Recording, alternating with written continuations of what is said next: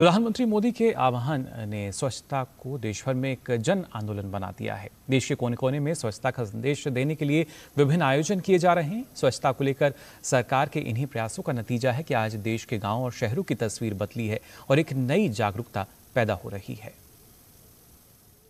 प्रधानमंत्री नरेंद्र मोदी ने 2014 में कार्यभार संभालने के बाद से स्वच्छ भारत मिशन को सर्वोच्च प्राथमिकता दी है और पूरा देश स्वच्छता को जन आंदोलन बनाने के लिए प्रधानमंत्री के आह्वान के पीछे खड़ा हो गया। पीएम ने स्वच्छ भारत अभियान को नारों से निकालकर जमीन पर उतारा। नतीजा स्वच्छ भारत मिशन ग्रामीण कार्यक्रम देश भर में लाखों लोगों के स्वास्थ्य और कल्याण को बेहतर बनाने में सहायक रहा। 23 सितंबर 2023 के आंकड़ों के मुताबिक स्वच्छ भारत मिशन के तहत देश के 75% गांव अब ODF प्लस हैं। पिछले दिनों ही उत्तर प्रदेश ने स्वच्छ भारत मिशन कार्यक्रम के अंतर्गत 100% ODF प्लस कवरेज हासिल किया। राज्य के 95,767 गाँव ने ठोस या तरल अपशिष्ट प्रबंधन प्रणालियों के साथ अपने को ODF प्लस घोषित किया है।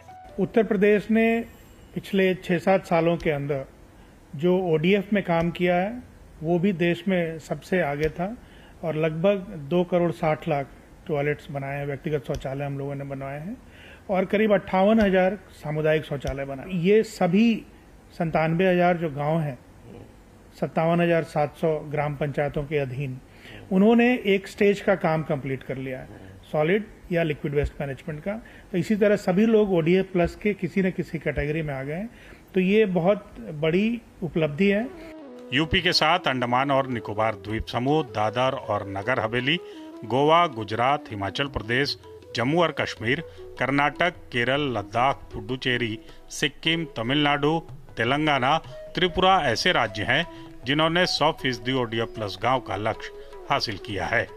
मोदी सरकार के 9 वर्ष पूर्ण होने पर प्रधानमंत्री के स्वच्छ भारत अभियान को जो उड़ान मिली, भारत की जनता ने ही यह उड़ान उसे दी है।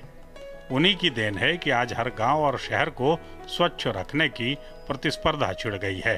शौचालयों के निर्माण से लोगों के व्यवहार में भी बदलाव आया है। पहले समस्याओं के समाधान के लिए कोई ठोस योजना नहीं थी।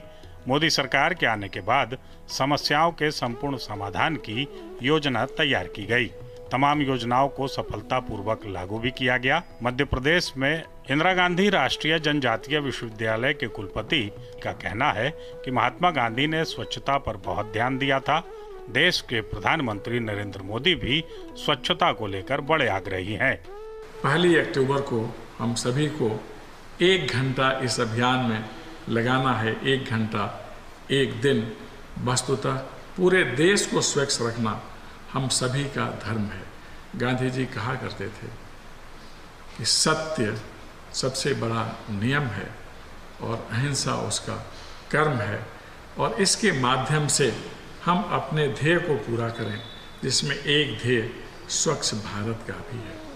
स्वच्छता अभियान के 9 वर्ष स्वच्छता पर मील का पत्थर साबित हो रहे हैं। पहले गांव में शौचालय के लिए लोग बाहर जाते थे। मोदी सरकार के जागरूक अभियान से गांव में लोगों में जो जागरूकता आई है, उससे लोगों के विचारों में भी बदलाव आया है।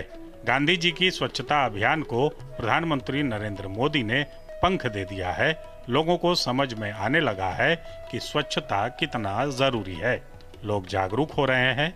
महाराष्ट्र के वर्धा में स्थित महात्मा गांधी अंतर्राष्ट्रीय हिंदी विश्वविद्यालय के सहायक प्रोफेसर डॉक्टर सूर्य प्रकाश पांडेय का कहना है कि स्वच्छता पर भारत का जन, भारत का गण, भारत का मन आगे आ रहा है। 9 वर्ष पूरे कर रहा है और यह गौरव की बात है। यह गौरवपूर्ण तरीके से, गर्व से हम कह सकते हैं कि आज बड़े स्तर पर जब प्रधानमंत्री जी ने इस सपने को देखा तो भारत का जन, भारत का गण, भारत का मन आगे आकर के एक अपने समूचे योगदान से हम यह देखते हैं कि यह बड़े स्तर पर इस कार्य को संपादित करता है। स्वच्छता अभियान से न केवल आसपास का परिवेश सुंदर और स्वच्छ रखने में मदद मिली है, बल्कि स्वच्छता के इस अभियान से आए दिन बीमारी के कारण होने वाले खर्च में भी कटौती हुई है। कहते भी हैं कि स्वच्छता स्वास्थ्य के लिए खजाना होता है। ऐसे में खुद के गांव को तीर्थ मानकर उसे साफ सुथरा रखना होगा, तभी हमारा यह स्वच्छता अभियान सफल हो पाएगा। इस अभियान का उद्देश्य भी स्वच्छ भारत का लक्ष्य प्राप्त करना है। रजनीश त्रिपाठी की रिपोर्ट, डीडी न्यूज, दिल्ली। तो स्वच्छता की बात की जाए या दूसरे समाज के वो तमाम कार्य जिनको लेकर जन भागीदारी जो है वो काफ़ी अहम हो जाती है, और इसीलिए प्रधानमंत्री लगातार जोर देते हैं समाज की अगर बात की जाए, टीम वर्क की अगर बात की जाए, क्योंकि जन भागीदारी के साथ साथ ना सिर्फ जो विकास है वो बेहतर ढंग से हम कर सकते हैं, बल्कि तमाम जो समस्याएं हैं काफ़ी हद तक उनका समाधान भी किया जा सकता है अगर समस्याओं का समाधान होगा और बेहतर रहेगा। और लगातार जन भागीदारी के चलते नई इबारतें जो हैं वो हमें नज़र आ रही हैं, और उन्हीं की वजह से आत्मनिर्भर होता नया भारत नजर आ रहा है। फिलहाल इस बुलेटिन में बस इतना ही, लेकिन देश और दुनिया की तमाम खबरों के लिए आप बने रहिए डीडी न्यूज़ पर। मुझे दीजिए अनुमति। नमस्कार।